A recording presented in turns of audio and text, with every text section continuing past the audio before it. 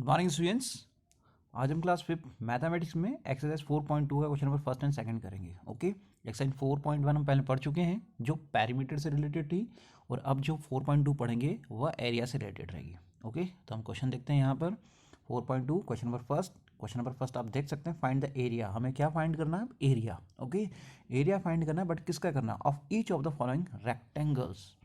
जो रेक्टेंगल्स होते हैं उनका एरिया फाइंड करना। ओके, कब? Having the following dimensions. Rectangle के डायमेंशंस दे रखे हैं, दे आपको लेंथ दे रखी है और ब्रेथ दे रखी है। ठीक है, तो सबसे पहले हम बात करें हम रेक्टेंगल क्या होता है। ओके, तो रेक्टेंगल यहाँ पर ट्राई करता हूँ मैं समझाने के लिए। रेक्टेंगल आपने आपकी क्लासरूम का बोर्ड देखा होगा, ऐसा रहता है इस टाइप से। ठीक है, ये तो यहाँ ये यहाँ से यहाँ तक की जो डिस्टेंस होती है, ठीक है, ये जो डिस्टेंस होती है इसको तो हम कहते हैं लेंथ। क्या कहते हैं इसको? लेंथ। ओके, तो जितनी डिस्टेंस यहाँ से यहाँ तक होती है उतनी ही डिस्टेंस यहाँ से यहाँ तक, ये भी डिस्टेंस सेम रहती है। ठीक है, अगर ये 5 फीट है तो ये भी 5 फीट होगा, ये 10 सेंटीमीटर है तो ये भी 10 सेंटीमीटर, अपोजिट साइड सेम होती है। ओके, तो ये हमने बात कर ली लेंथ की। ओके, अब हम बात करें ब्रेथ की।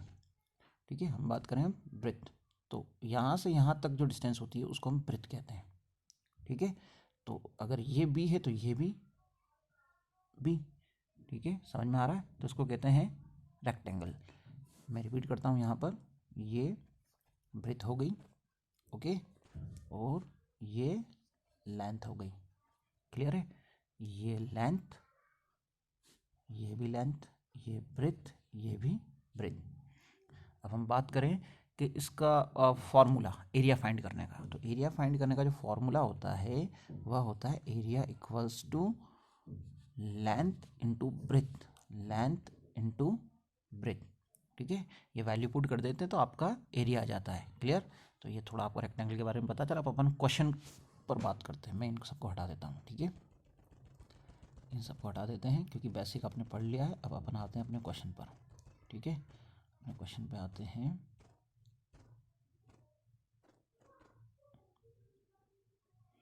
क्वेश्चन कह रहा है क्या फाइंड करना आपको?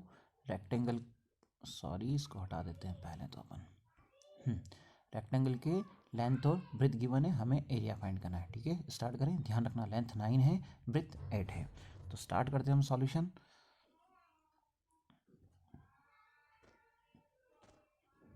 सबसे पहले आपको ये वाला रेक्टेंगल दे रखा है, ये ऐसे।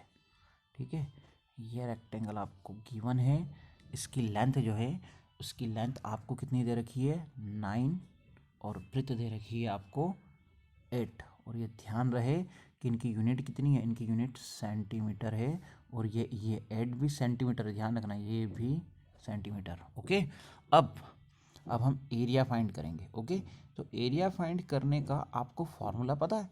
क्या फॉर्मूला होता है?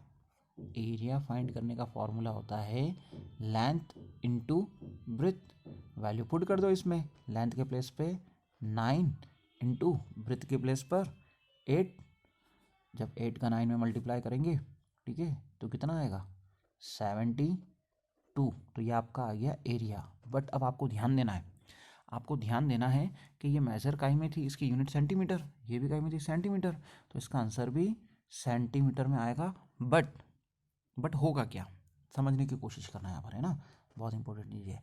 आपने यहाँ भी 9 ये सेंटीमीटर लिखा होगा, फिर इंटू करके यहाँ भी सेंटीमीटर, तो आपने सेंटीमीटर कितनी टाइम लिखा है यहाँ पर? कितनी टाइम लिखा? 1 और 2। तो इस सेंटीमीटर की जो डिग्री पावर होती है वो लिखनी पड़ती है हमें 2। तो आपका आंसर आएगा area equals to 72 centimetre square. Clear है? अब हम नेक्स्ट क्वेश्चन पे चलेंगे। ठीक है, नेक्स्ट क्वेश्चन यहाँ भी, हाँ यहाँ अब स्क्वायर है। एरिया फाइंड करना है हमें, लेकिन स्क्वायर क्या करना है। ठीक है, और यहाँ साइड दे रखी है। तो रेक्टेंगल्स में आप देखें, आपको 2 साइड्स गिवन थी, बट स्क्वायर में ओनली 1 साइड गिवन है। तो उसका रीज़न है, हम यहाँ पर बात करें अब स्क्वायर को। अब स्क्वायर क्या होता है? स्क्वायर जो होता है स्क्वायर में ऑल साइड सेम होती है, ऑल साइड सेम होती है, ठीक है। स्क्वायर में ऑल साइड सेम होती है मीन्स अगर यहाँ से यहाँ तक डिस्टेंस, यहाँ से यहाँ तक डिस्टेंस अगर 10 सेंटीमीटर है तो ये भी 10 होगा, ये भी 10 होगा, ये भी 10 होगा। आ रहा है समझ में? स्क्वायर में ऑल साइड सेम होती है, ठीक है। स्क्वायर में ऑल साइड सेम होती है तो उसका एरिया फाइंड करने का तरीका होता है साइड इंटू साइड। फॉर्मूला ये होता है उसका, साइड, एक मिनट ना, साइड इंटू साइड, फॉर्मूला ये होता है, ठीक है। या साइड का स्क्वायर लिख दे, या साइड, साइड इंटू साइड कर ले, सबसे बेस्ट है फॉर्मूला, ठीक है। तब अपन अपने आते हैं क्वेश्चन पर, ठीक है। अपना क्वेश्चन देखते हैं अपन, ये पहले हटा देता हूँ मैं कोई, ये हटा दिया मैंने, पेन चेंज कर लिया।